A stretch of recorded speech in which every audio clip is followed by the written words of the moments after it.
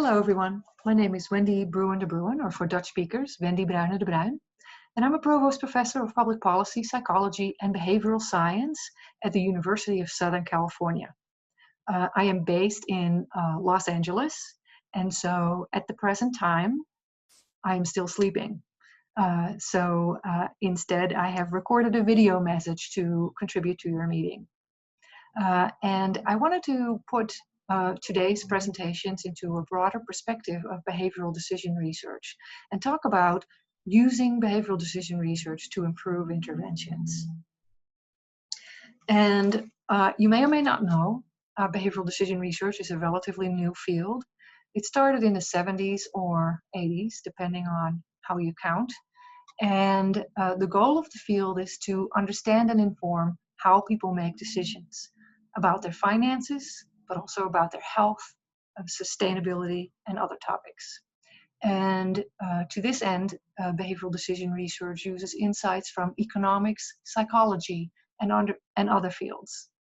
And behavioral decision research is increasingly used to inform public policy. So several governments around the world have behavioral insights teams that try to inform policy based on behavioral decision research. So what does behavioral decision research entail? Well, there are basically three approaches, all of which I think we saw represented in today's projects. So the first approach in behavioral decision research is normative, and it asks, how should people make decisions? How much should people save for retirement? And how should they go about deciding how much to save for retirement? So that normative research is usually based on, for example, economic models. The second line of behavioral decision research is descriptive in nature, and it's typically done by psychologists who ask, how do people actually make decisions? And when and why do people violate normative recommendations? So if people are not saving enough for retirement, why is that? Is it perhaps because they experience inertia or specific misunderstandings that make it difficult for people to save enough or to be motivated to save enough? The third line of behavioral decision research is prescriptive in nature, and it asks, how can we help people to make better decisions? So in this case, how can we help people to save enough for retirement and to decide how much to save? This third line of behavioral decision research is relatively new. So traditionally, behavioral decision research has mostly involved normative and descriptive studies.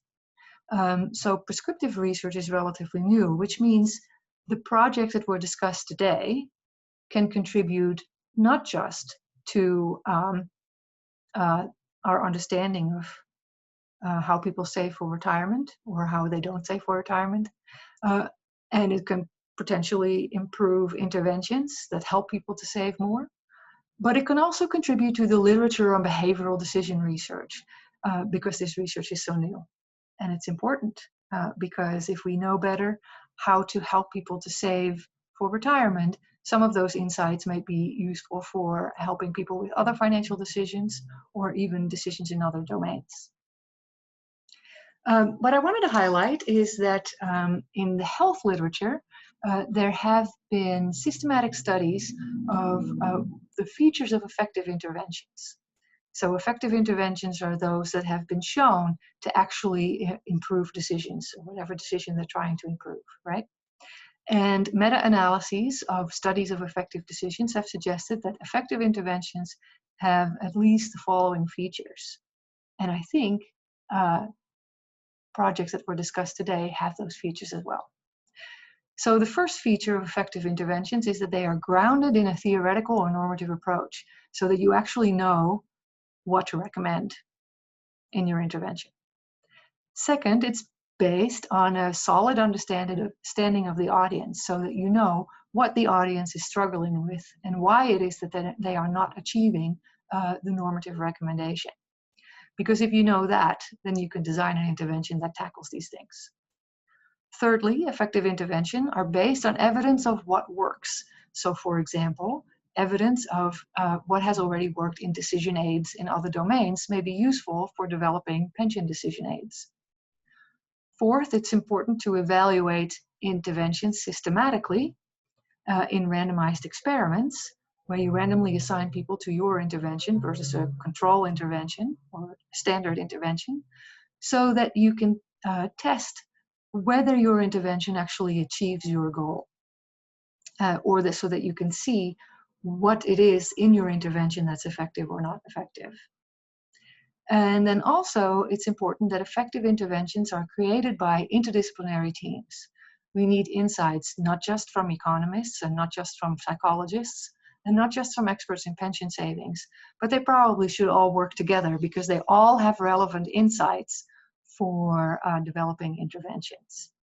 Because as I showed you earlier, behavioral decision research requires insights from economic psychologists and different fields.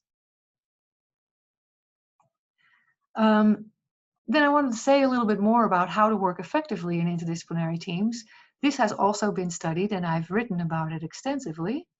Some of those recommendations I've shown on this slide. So first, effective interdisciplinary teams tend to have a shared research goal. And the good news is that the projects that were presented today all have a shared research goal, right? Our goal is to help people to overcome inertia and save more save more optimally for their retirement. And that's good because the interdisciplinary teams that tend to fail are interdisciplinary teams that tend to be more interested in contributing to their own discipline, and so focusing on psychological theories or economic models. And those kinds of teams tend to disagree about what to do and what's important. If you have a shared research goal, you know what a successful research project looks like because you want to help people with their pension savings. Effective interdisciplinary teams also tend to have excellent early career researchers. Early career researchers are often the ones who combine insights from different disciplines. Traditionally, senior researchers tend to be more embedded within their field, and so they bring the expertise of their specific field, but they're not necessarily an expert in other fields. Early career researchers are still learning and tend to be the ones who incorporate the insights from the different senior researchers on the team.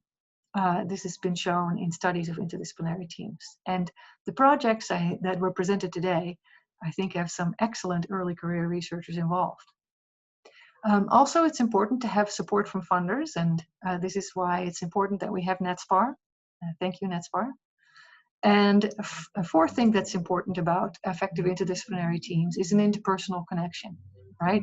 It's easier to work together if you like each other. And that's why meetings like the one we had today are really important. And I'm sorry I couldn't be there, but I hope that we will have more meetings and that next time we can all meet in person. I look forward to seeing you there. Thank you very much.